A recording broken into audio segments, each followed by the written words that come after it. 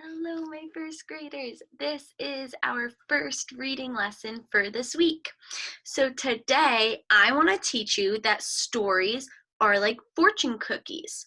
When you open up a story, you find a little lesson inside. So we are going to look at some stories today and reread our ending to see what lessons they taught us in our stories that we already previously read together. So, I want you to think that stories are like adventures. They are the most special and the most memorable of adventures you have in real life.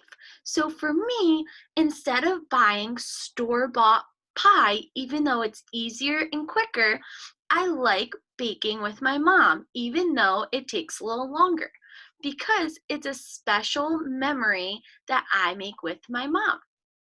Sometimes after those special memories I make with my mom, I think back and think if that special memory or adventure taught me a life lesson.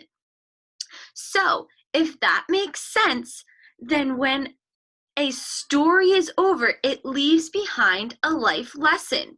You can hold on to the lesson, putting it into your pocket and pulling it out when you need a reminder about living your life.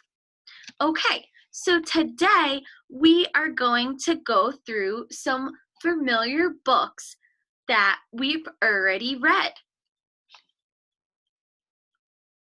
Okay, so the books that I have with me today, I put a little slip of paper inside them towards the ending to tell us about the life lesson in the story.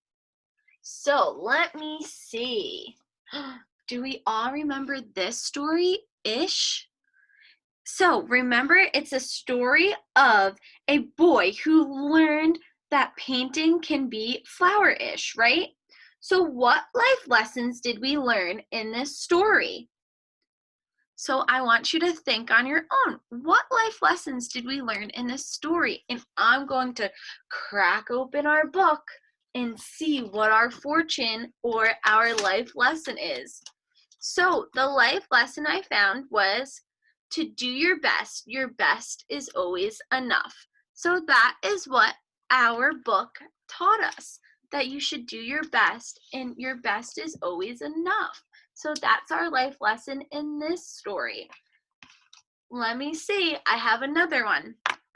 So our next one is Frog and Toad Are Friends. And we read this one together and we all love Frog and Toad. So let's see, let's crack it open and see what our life lesson is. So our life lesson is friends are always there for each other. So friends are always there for each other because no matter what, Frog and Toad were always great friends to each other. So what an important lesson. All these storybooks hold their own life lessons. And readers, it's your job to crack open the books and read. And for those life lessons inside, it is not easy to pull out like a fortune cookie. Readers need to think hard to figure out the story's message. So here are a few tips to find the life lesson in your book. Okay, so we have a brand new chart today. So readers learn lessons. So that is our new chart. So our first strategy we're going to use today is reread the ending and think, how did the trouble get fixed?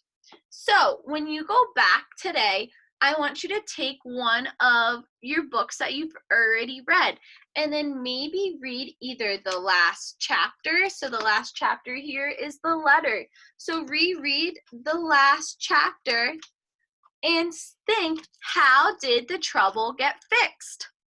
And then after you reread the ending, I want you to think, What did the character realize or learn? So after you reread your ending and think about how did the trouble get fixed, I want you to think how did the character realize or learn in the story?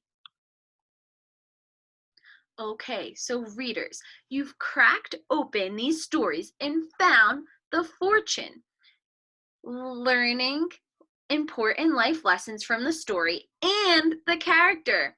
You can do this every time you read a story. So today, instead of moving to a brand new book, you can go and think back of stories you've already read.